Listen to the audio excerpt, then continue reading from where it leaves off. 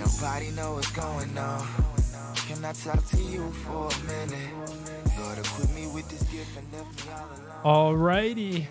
Welcome on into Booby's World. Yes, sir. We are in studio with Daniel Booby Gibson and Rafa, the mayor, El Alcalde. What is going on, guys? I don't know. I like the sound of that Booby's World, man. But I'm glad. I think Nick should be wearing like a Cirque du Soleil outfit to make the introduction, you know? Yeah, I would like that. Booby's World sounds more like, like what kind of that atmosphere. Like, right. I mean, that's what it is. In my head, fantasy world. It plays as a cartoon. Like everybody sees the world normal. In my head, like life plays out as a cartoon. So that's where Booby's World came from. That is freaking amazing. I am Rafa. This is Booby Gibson. Yeah, if you want to win. So many questions to ask. I'm a transplanted Clevelander. I've been here for 9 seasons.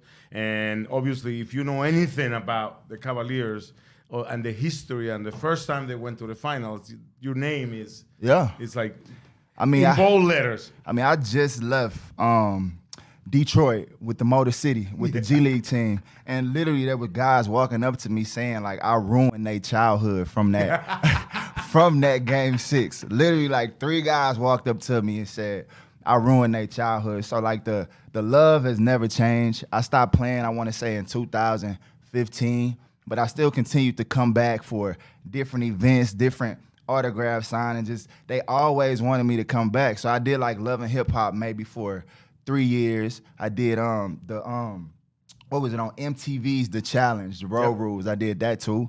And then finally after the pandemic, I started to inch my way back to basketball. And I joined this program. It's called the ACP program. And they offered me to go to the combine. And I went to the combine. And I'm shooting with these guys. And I'm working with all of the draft picks that were coming out in 2021, I believe. And JB happens to be there. He comes and he sees me shooting. And I'm coming up the escalator. And he's waiting on me up top. He like, damn, Booby, I didn't even know that you was like in this realm where you wanted to be. And I told him, I'm like, I've been working with my AAU teams back home for the last 5 years, but nothing really on this level. But now working with these guys, like I'm just falling in love with the opportunity of being able to just show them a little bit, like get them a shooting tip here or just get them something that can get them to that next level. And JB said, like, there's no way that I would let you work for any other team. And he told me that summer he wanted me to work with them for Summer League. Summer League turned into this season, and I'm now working with the Charge as a shooting coach and working with the Cavs as a scout. So it's one thing led to another, and I just couldn't stay away from the land. And that is just what you just described with JB Bickerstaff. It is what he has been able to build here with the Cavaliers. I know I always say that even when you go back the 40-plus years that this organization has had, 2016 doesn't happen if any of that happened before didn't happen. But JB has been able to come in, and for the first time, we have something that we can very comfortably call Cavaliers basketball. Culture, right? And you just hit the nail right in the head. And this is what we're going to be talking about in Booby's World. Yeah. We might be able to get in trouble and talk about the movies and talk about March Madness. That's the one thing about Booby's me helping World. you with the dating game. I don't know. There's no limits in Booby's World. Like when I played, like the name was created because when I played, like, I got like a lot of flack for even thinking about writing music or creating music. Like people just assume that I was just distracted from the game when they don't understand. Like I'm the hardest worker on the floor. Like that's why LeBron developed so much trust for me early on because I used to literally race him to the gym.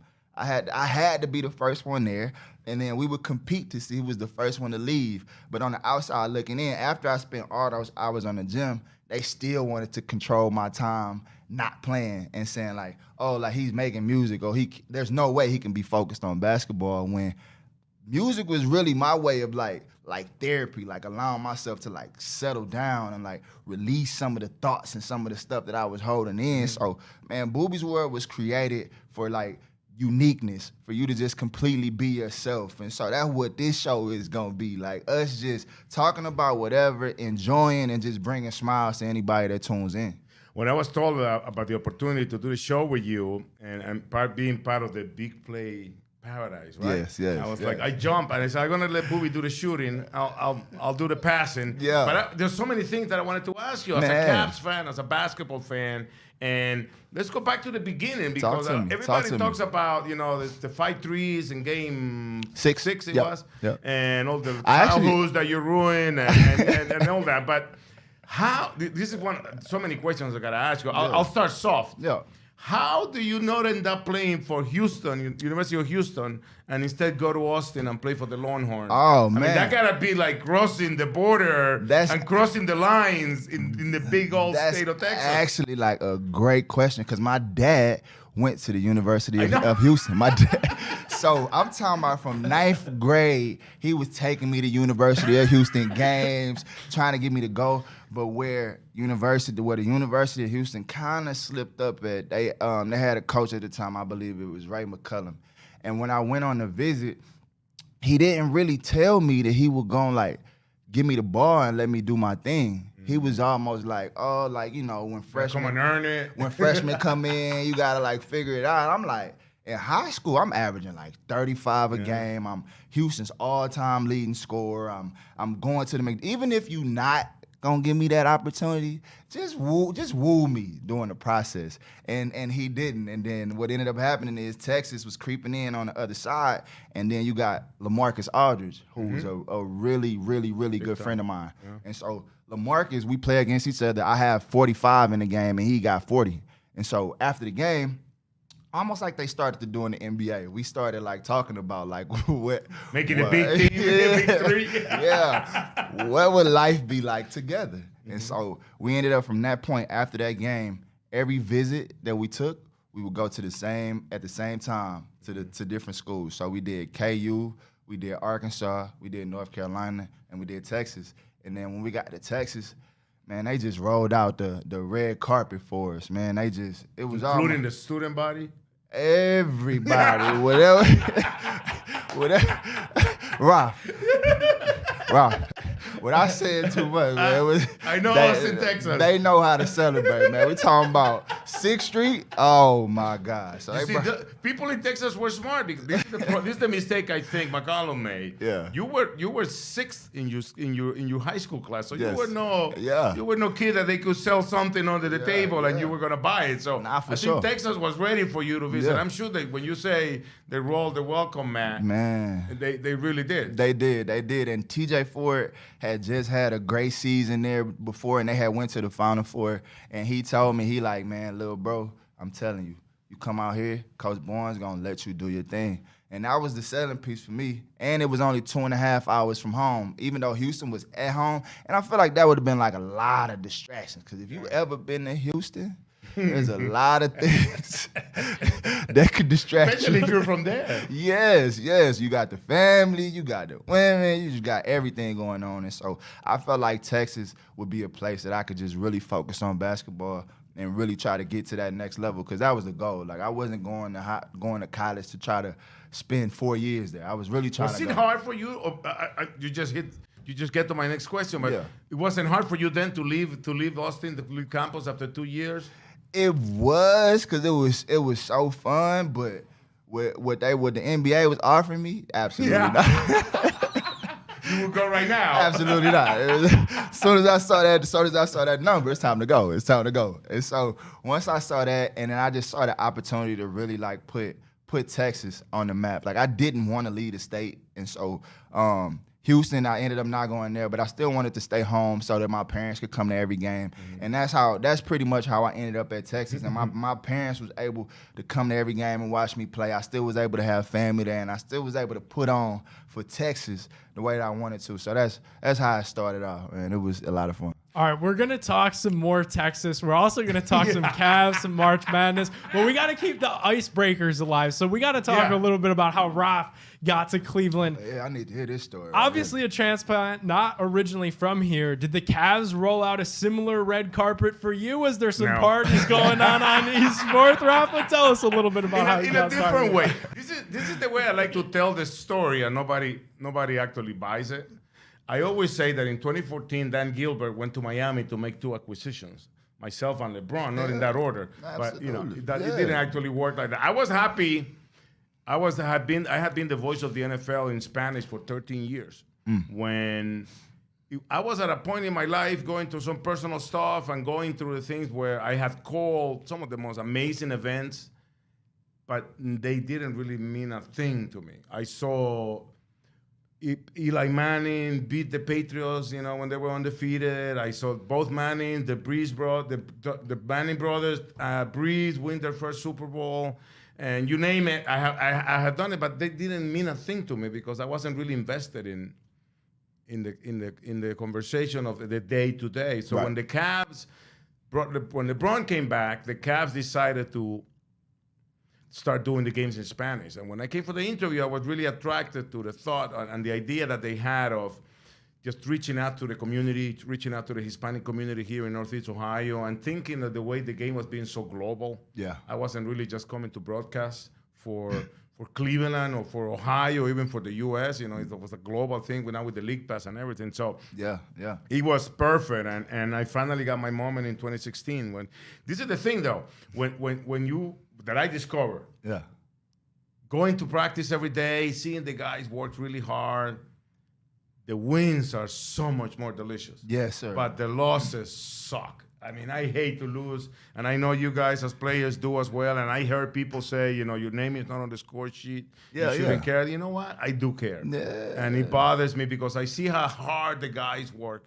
Like if I had been spending every day seeing the guys just like blowing practices off and everything, I'd be like, you know what, you got it coming to you. Right. But when you see the guys work that hard, and I always tell people, when you go to the arena and you see Booby come out and take 50 shots from each side, he already did that in the morning. Yes, sir. And maybe after practice as well, he did a little bit, plus weights, plus running, plus the walkthrough. And so it's not like they just come into play. They're really working on it. It's a big sacrifice that we make. Big sacrifice. Yeah. So me coming to Cleveland was a gamble.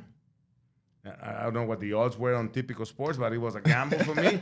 And it was probably the best decision I ever made, because after calling all those Super Bowls and all those championship fights and everything I finally got my ring. I finally got the one that meant the world to me. Yeah, and the parade was freaking amazing. I got a wife out of moving to Cleveland. So, Cleveland has been... Well, now you got to help me. Cleveland has been great for me. Now you got to help me with that last part. We got something in the plans. We do. We got help me find a wife. Either speed dating. So I don't know if you want to do like in a slow motion. You want to create the own Booby's World style of dating. I just need help, because every time I try to do it myself, it don't end up the way that I want it to. So I'm just at that space right now where I'm taking my hands off the wheel. Are you open into like exploring to different nationalities? Man, I'm at a point now where I want to settle down. And I'm with it all. Any flavor you got. There's a line of women lining up at Lake Bergfront Airport right now. Go 1-800-BOOBY's World if you're interested in that. I do not. We should start our own dating game, man. I do not. Like The Bachelor. What was that called? We know the one that had the three guys or the three girls behind the curtain. It was The Bachelor. The love game. I'm thinking more Flavor of Love, Ray J of Love. Yeah, you can have Booby of love for Booby. Something like that. Rescue. Help me. This man needs some rescuing. Rescue. He's not a lost dog, right? No, but I'm telling you, I feel like that sometimes when it comes to that side, because the craft takes away from that. So a lot of times for me, when it comes to like my personal life, I be so locked into the basketball. Like even this year, like working with the guys, you would think that like, oh, okay, now I got more time to have personal life. But I'm such a I'm such a perfectionist. Like I'm such a guy that like I don't feel right unless I'm prepared. Yeah. Now, when you add that element, I still don't have time. Now, I don't mean to get Dr. Phil on you, but those are the kind of things that happen when you're not looking for them. Yeah. Like if you go out looking for it, like looking for love in all the wrong places. Yeah, that's me. Yeah. That's me. Can't get right. That's my... That's the nickname. But let's pretend we're in the game. Let's get ahead of the game here. Yeah. I'm sure one of the candidates is going to ask, where does Booby come from? We're like, why are you named Booby? Your name is Daniel Hiram. Yeah. My name is Daniel Hiram Gibson. The Hiram is from my grandfather who served. He's my dad's father, but he passed away before, like, right when I was born, so I never got to meet him. But the name Hiram is from that. And to be quite honest with you, my granny never really told me, like, where Booby came from. But I kind of, like, have created my own, like, theory. I don't want to share the full length theory, but I just feel like when I was young, like, I was spoiled. You know what I mean? Like, I'm the baby of 4, and in the family, I'm, like, the youngest of all my siblings and all my cousins, everybody. So I just kind of had my way, and I just feel like they just felt like I was a crybaby, like a titty baby. I don't know if we could say that on here, but like they just felt like. You want, man. It's the internet. You can say whatever you want. That's the dangerous part about this Booby's world. Right?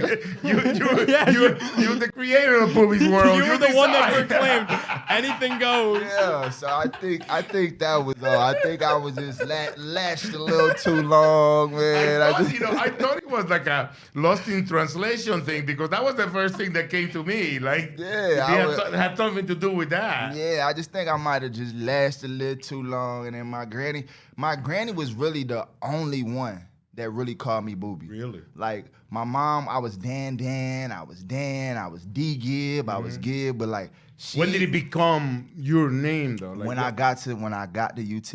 When I got to the University of Texas, so you had spot people that would call me Booby, where I was growing up at, but nobody like consistently. Then when I got to UT, the movie Friday Night Lights came out, and Booby Miles is the character in the movie. And so he was arrogant, and I'm quiet. You know what I mean? He was talking about what he was going to do, and I never really did it. I just go out there and do it. And so the fans, once they found out that was my nickname, now they started coming to the games with the, if you want to win, put Booby in signs, and let me spin, coach, let me spin. And so that name kind of triggered it. And then you fast forward to the Cavs.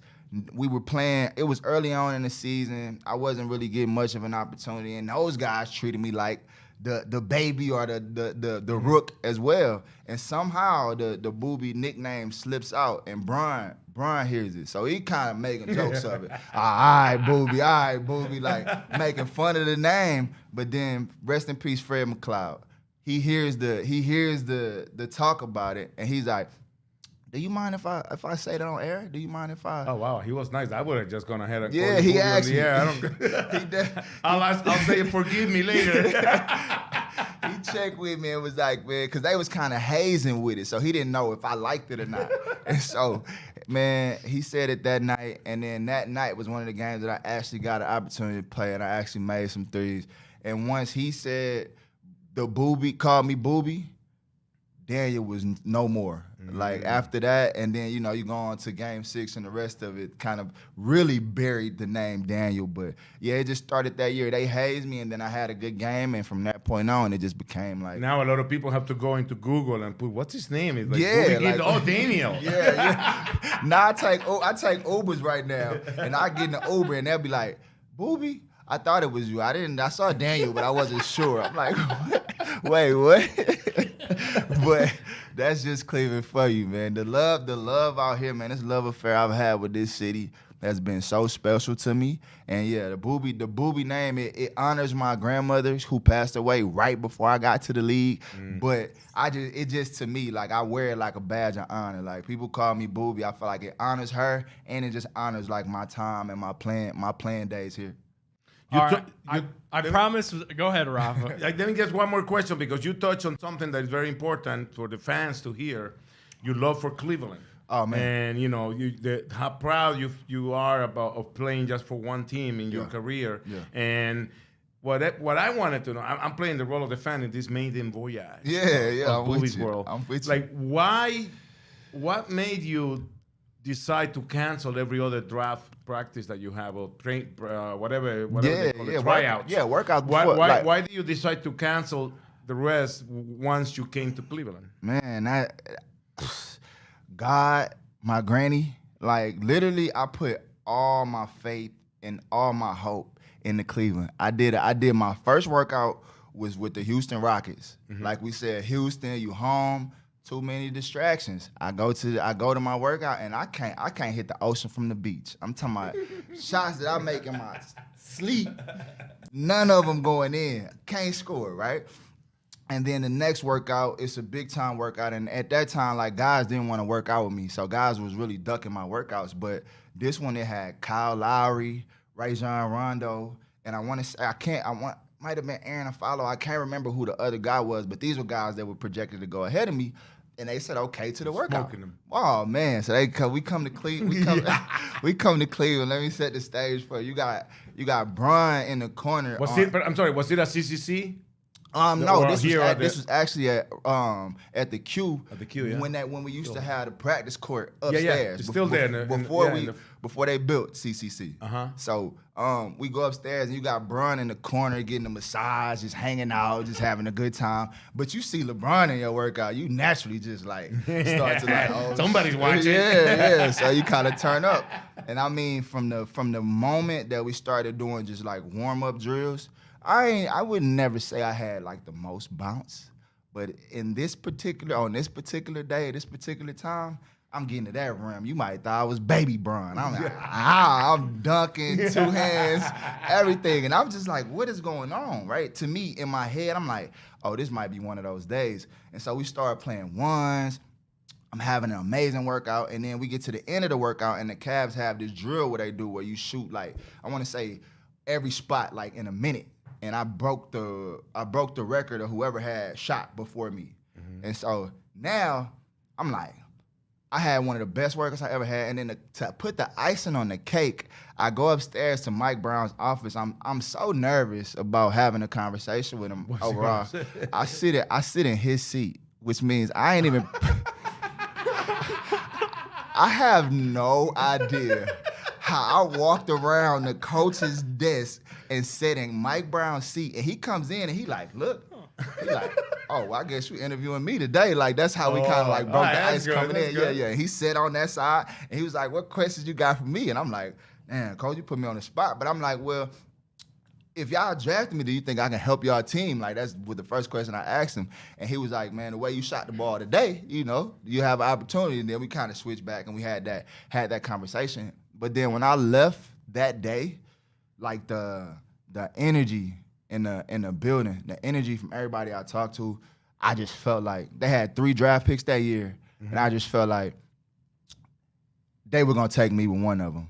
And we never had that conversation that day was. I just spoke with Brian, and he was like, man, I'm really excited about that workout, man. I feel like if you're there, if you're on the board, it's a high likelihood that we'll probably take you. And I literally like you said, put all my eggs in that basket and I shut down my entire workout. And I just told them, I'm not working out for nobody else. So can't nobody else see what y'all just saw. So I'm putting my faith in y'all. Hopefully y'all have some faith in me, or put your faith in me that with one of those 3 picks, they'll take me. They had the first rounds to go by, and I'm nervous now. You were kind of projected to go early, well, in this draft, like late first round in this one. Late first round, like second was like, but I still thought I was good enough to go first, because we talking the draft, that workout, those guys were slotted as lottery picks, and I outplayed all of them. And so first draft, here come up, the phone don't ring, and I see, they selected Shannon Brown.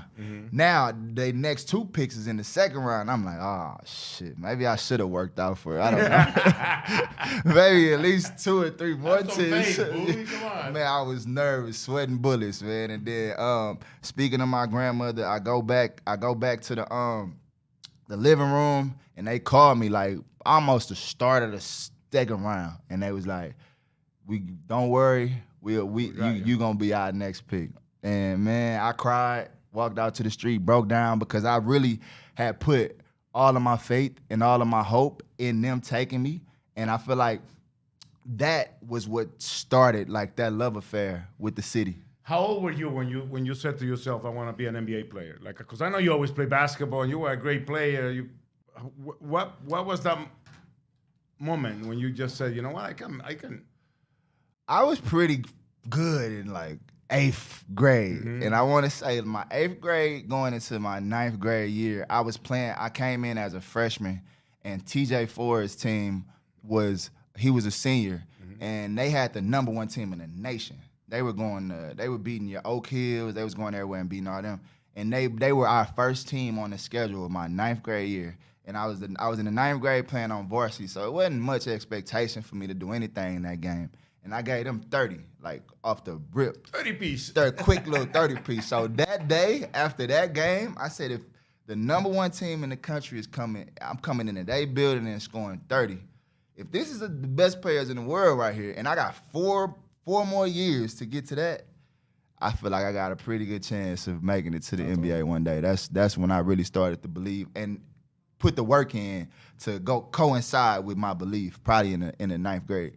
All right, let's go to the next step then. March Madness started today. We were talking about our brackets a little bit before the show, and Booby was so confident, man. The floor is yours. Listen, there was no other team that I didn't even fill out any other part of the bracket first. I went Texas. Texas. I don't care who we playing. Didn't matter who was gonna be the matchup. Texas. I mean, they had just won the Big 12 championship. Who do I have beating Texas? Is that your bracket? Care to put a little something, a little sports. By the way, sports book bet on that dinner or something.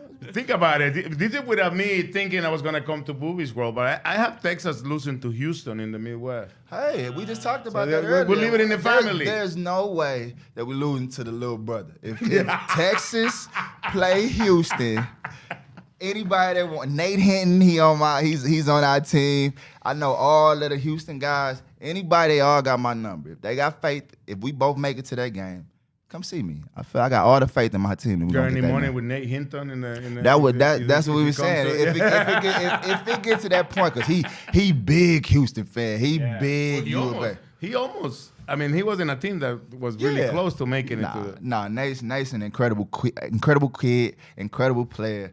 But in this particular moment, you don't want no smoke with them horns, because I feel like we coming in with the right energy and the right mind.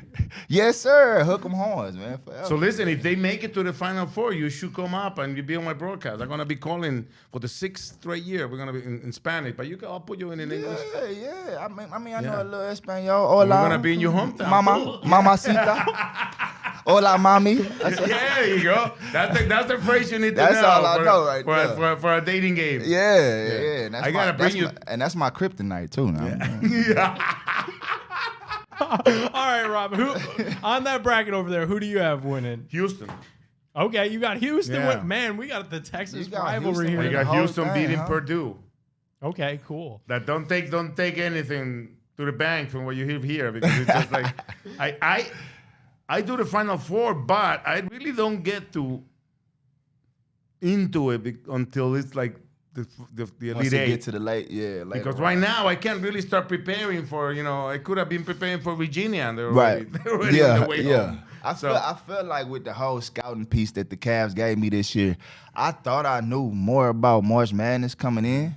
I have no idea, man. Furman they just knocked off Virginia. I want to say I have Virginia going 2 rounds. Like, it's so much parity in college basketball right now. I don't feel like it's one team that's like a cut above everybody else. So I feel like everybody kind of in that boat where, like, they just guessing. Everybody guessing and hoping. And on top of that, all the big programs are like on a down right now. Like UNC didn't make it in. Duke is barely got in. Yeah. Like Kentucky, I want to say is like a 6 seed. So that's what like with those teams, like in a rebuilding phase, so to say, it's perfect opportunity for one of these other schools. Is there a player that you think is like that sticks out right now as probably the best player in the country? Ooh, I love the kid Brandon Miller. From Alabama. Yeah. So that kind of athletic, man. Yeah, well, he can shoot that thing. I mean, his athleticism.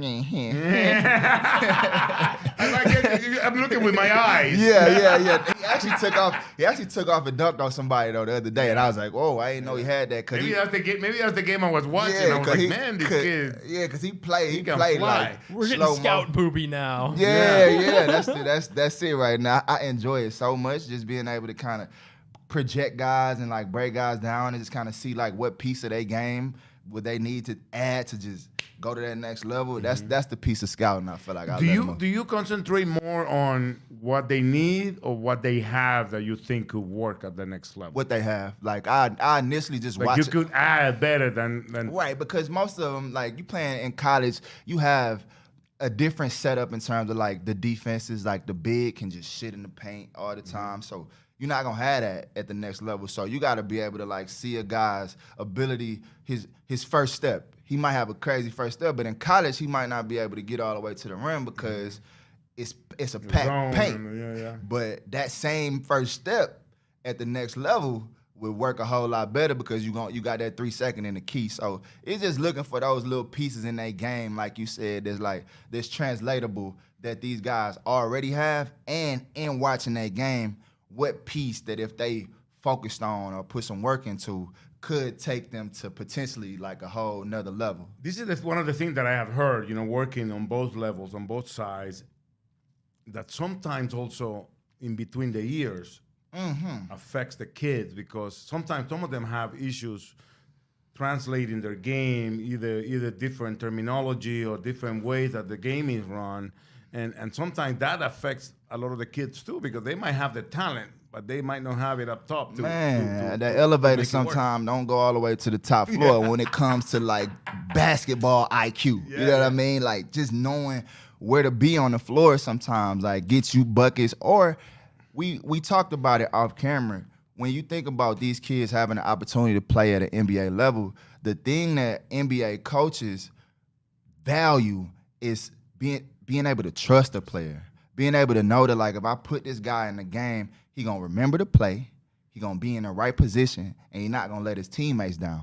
Like that's the piece that like some of these players don't necessarily understand. They wonder why a guy like that might not be as good as them gets an opportunity before them. It's because coach can trust him. It means if he feel like he can put him on the floor, he can help the team, and not always by scoring points. And that's what I was going to say. It doesn't mean making a shot, but it's more like the situational basketball that they be able to recognize so quick and process it. Yeah, you just got to be able to know what play to make. It might not be a scoring play that time, but if a guy's just scoring, taking bad shots, then that coach is not going to trust you at the highest level because he probably already has a guy on his team that can put the pass. ball. Yeah. He more than likely got a guy on his team that can put the ball in the basket. Like, let's be real, at the highest level. So you got to be able to do, like, those little things. Like I was telling you myself, coming in, like, I was a scorer coming out of high school and in college. But at the highest level, I became a shooter and I became a guy that could defend because I understood what we talking about. Like,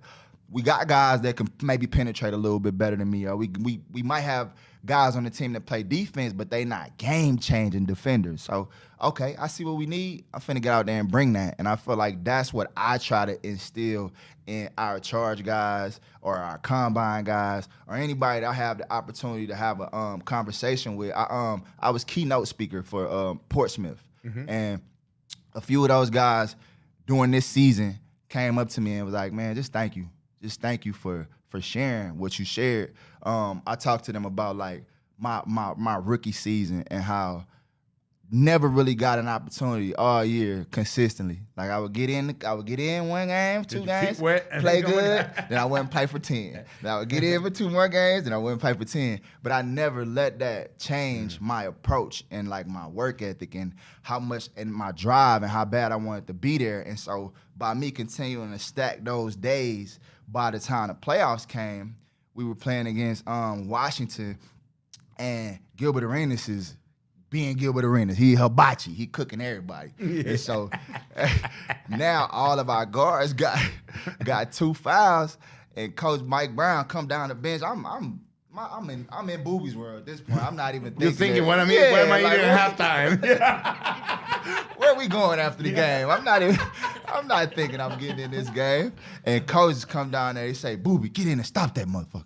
I'm like, sure, like, well, don't worry about it, I got you. But then my wheels is turning. But now, because I have been stacking them days, like defensively, stacking every time in practice, I'm picking guys up full court. Now, and my shot making, I have been working every day. And so, boom, coach put me out there. Obviously, you're not stopping Gil, but made him work, made him turn. Yeah, just made him work harder to get his buckets. And then on the other end, made like 2 big threes, ended up in the playoff rotation for the rest of the playoffs. Fast forward, game 6, that's pretty 5 for 5. Yes, sir. 5 for 5. I always tell people a few things that I think are true in the NBA. 1 to 17 now, it's not 1 to 15. 1 to 17 could play on any team. Absolutely. And probably start. Yep. They all have talent of some type to get to the game. But the hardest part, I think, is for the 9 to 15 guys, that they have to stay mentally ready. The biggest piece. Because you don't know when. Most of the time, the coach will tell you, hey, be ready, because obviously the guys that don't play kind of burn a little more gas in the warm-up just because, they didn't get so many reps during practice and all that. But most of the time, these guys, and in our case, we have Dean Wade and Lamar Stevens, who were part of the G League group, and they came in and they took advantage of just being ready when that number is called. Man, that's the biggest key. That's what I preach to these guys every single day. Be a pro. Be a pro.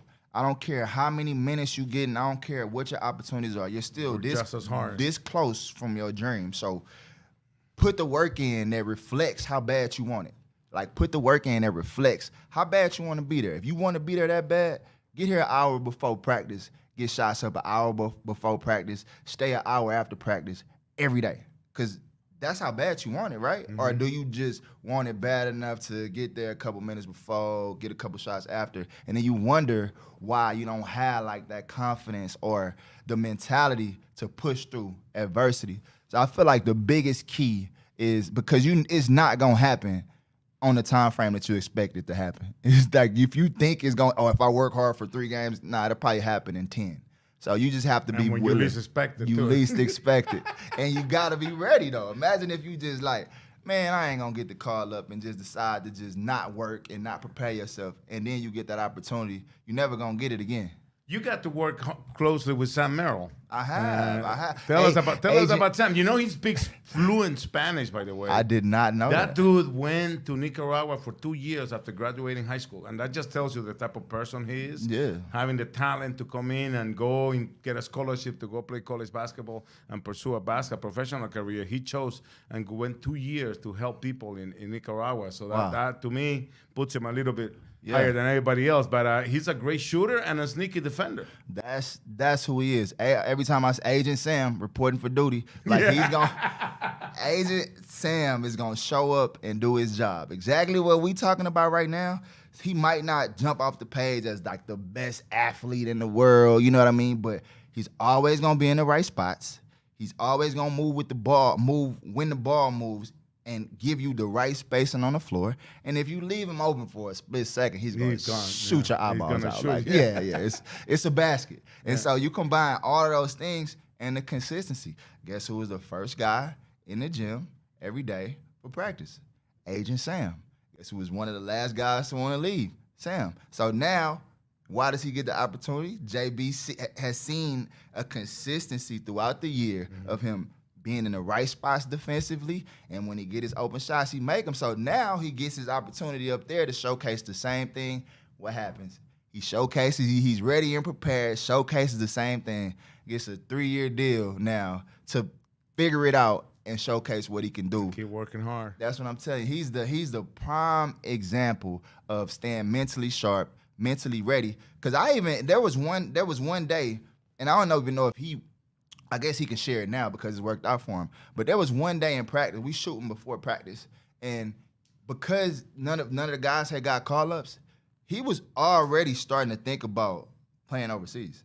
Like, he had already kind of shifted his mind. Like, he was like, well, it ain't happened, so, I gave it my all, but I don't think it's going to happen this late in the season. Yeah.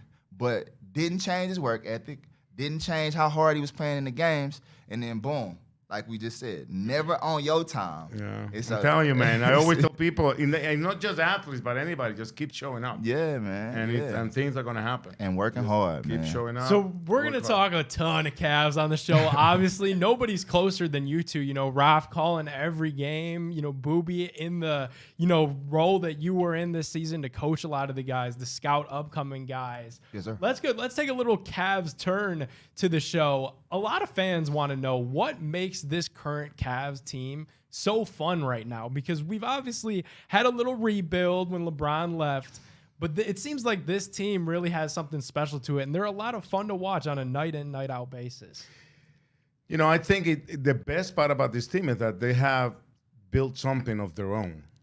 And we finally have there's a lot of things that I could tell you about, but one of the things that I always take out is like Kobe Allman, our president of basketball operations, has always said that we only want people that want to be in Cleveland. And I'm talking from coaches to staff to players and everybody else. Yeah. And I think we went through that process after 2018 where Kobe was doing things that nobody understood because the fans are so impatient. The fans want to go to the finals again, and they think it's just about hitting a button and like flipping up the card, like playing Uno. And Kobe was doing his thing, getting his assets to get us to where we are now. And I think the most wonderful part about it, we talked about it earlier, that him and JB have been able to build a Cavaliers culture. And that is a winning culture. We already have the same amount of wins that we had last year, right? Yep. And also, everybody that is here right now is part of what we're building, and they all feel that they are going to be enjoying the fruits of their efforts, of their sacrifice. So I think absolutely that what you see on the court that overflows into the stand is nothing that you can make up. Yeah. These guys like each other. These guys are 17 guys that are really likable from 1 to 17, and you pick and choose. The only thing I always tell these guys is they make me feel so old, man. they all play with stuff that I used to buy my nephews when they were kids, man, like Pokemon and Ninja Turtles and Power Rangers and stuff. I'm like, dude, I'm so old. Yeah, we got a bunch of babies on the team, but like that what you just said, that key word, that culture word, that united word, I feel like that's the piece. That's the piece that like separates those guys, because playing in the league, man, 82 games is tough. Like that's a long year. And so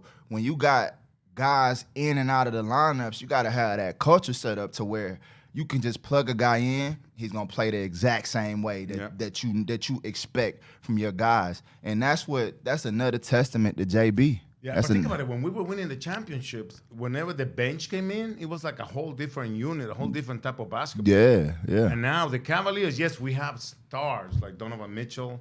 Mm-hmm. We have guys like Darius Garland and Jared Allen. And if you think Jared Allen is not important to this team, just look at the last few games.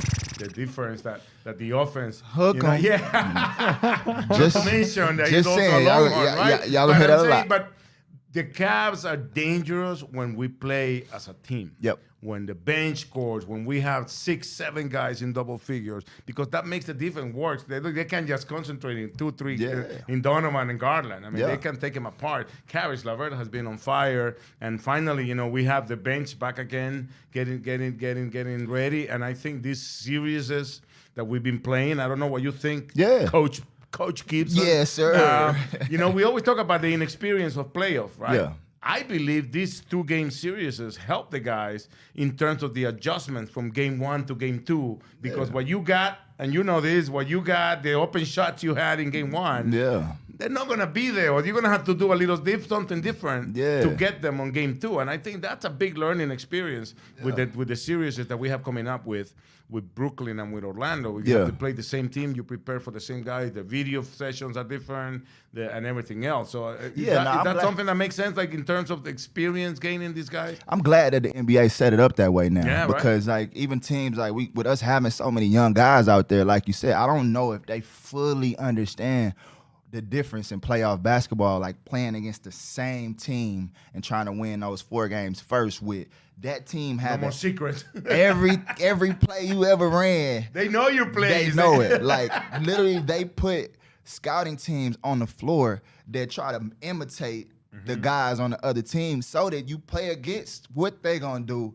for a full week before y'all play against him. So like you said, there's no surprises. And what ends up happening is in the playoffs, you have to have like that trust. You have to know like that if I'm gonna make this coverage right here, if I'm gonna be here, I gotta know that my teammates gonna have my back. And I feel like that's what JB has created with this team. Like I feel like they all trust each other on offense. They make the extra pass. On defense, they make the extra effort. So I feel like the only piece that's missing for those guys is just more experience at that level, because the physicality goes up, like the intensity goes up, the atmosphere is out of this world in that in the playoffs. So I'm just excited for these guys to get out there and just taste it. Because I mean, at the same time, people try to say, oh, they're young, they're gonna have to wait a year to figure it out. I ain't have to wait.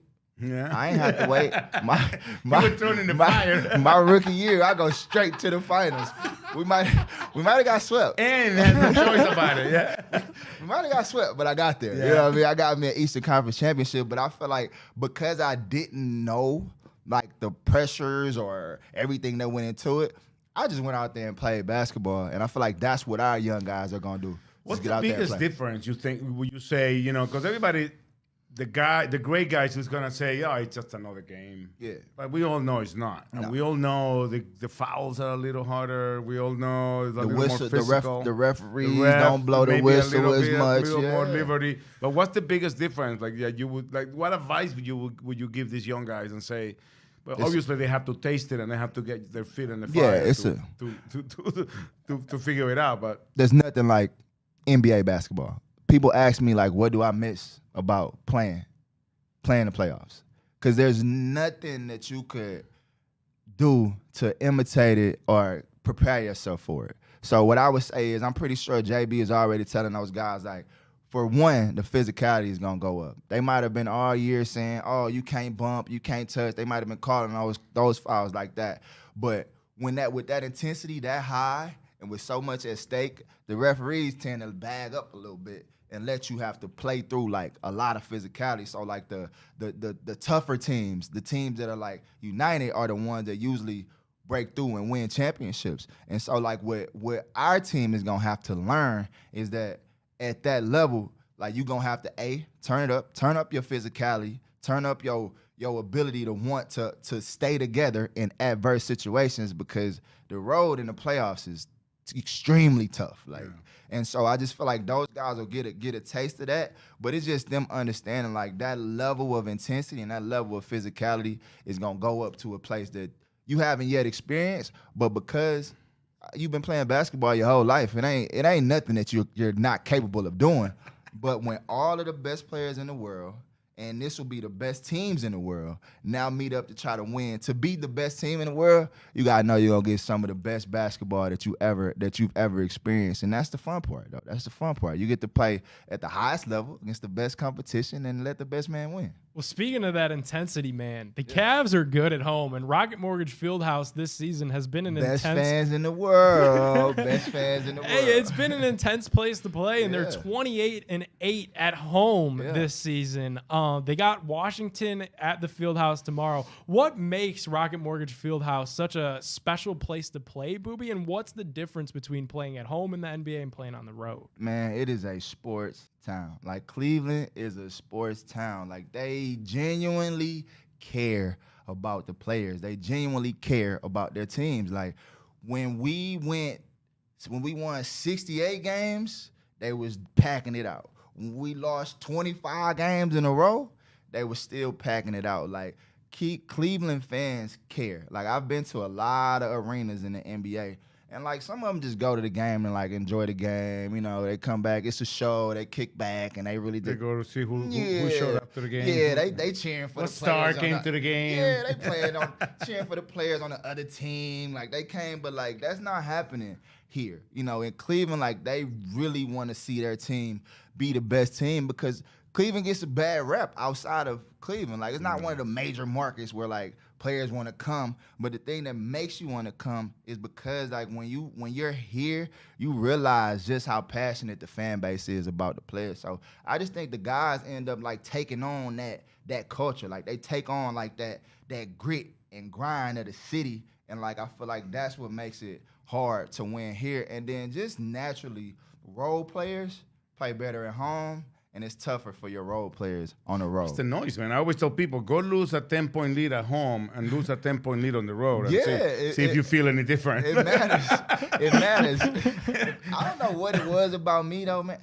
I never heard the fans. Like it could be 20,000 just going crazy. Like I never heard it. Not even at home? Nah. Really? I don't know what zone I used to go. Lucky. I don't know what zone I used to go into, but like when somebody they always ask me like break down game 6. Like it had to be like this. I was like, it literally was an out of body experience. I snapped out of it, and I was at the free throw line, and everybody was like, "Booby, Booby." That was like the first time I was like, "Oh shit, it's pretty." Where'd they come from? It's pretty cool. They cheering for me.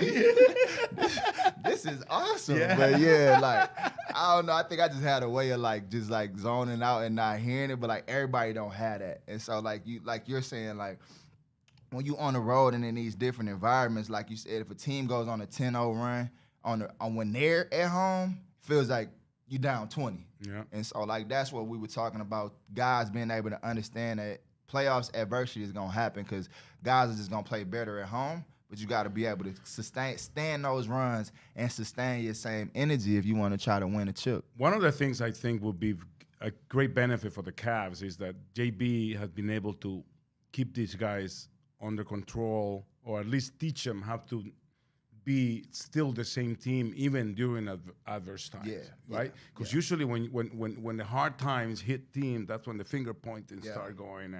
And I know it sounds like a cliche. We win as a team, we lose as a team.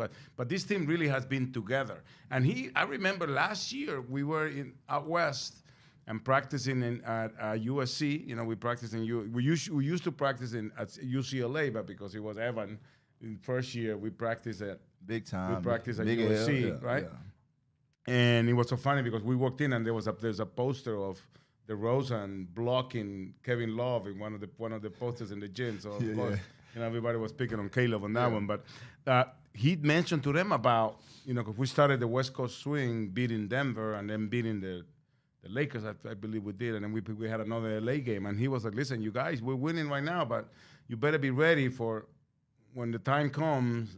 It's gonna be adversity. So we gotta stick the way we are right now. We gotta stick together, and I think he has done a masterful job. And keeping everybody, you know, and the guys, you know, Donovan Mitchell has fit in perfectly.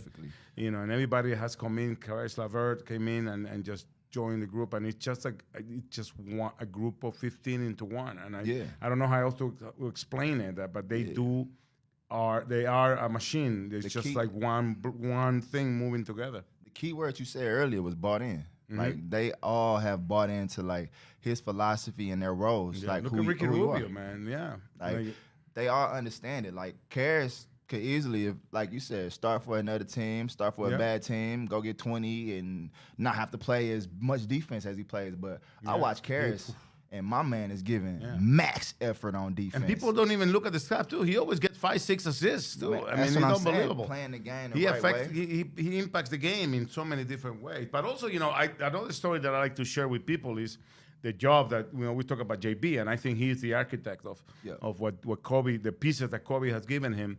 But, you know, when Ricky Rubio got traded to the Cavs, he was in the middle of beating the U.S. by himself almost, in the Olympics, when he put up 38 against the U.S. in Tokyo, and he wanted a buyout. I mean, there was conversation of him wanting to buy his contract out, and it took one phone call from JB to talk to him about what the plans were and what we were building on and what we were, and he was. And he even bought in. He doubled up when he came back. You know, it's like I'm telling you, man, that man is magic, man. I'm telling you, they asked me to. I had Portland, Sacramento, a few teams like for my opportunity this year, and JB just slid right on in there. He said, "Man, you know the love that this city got for you.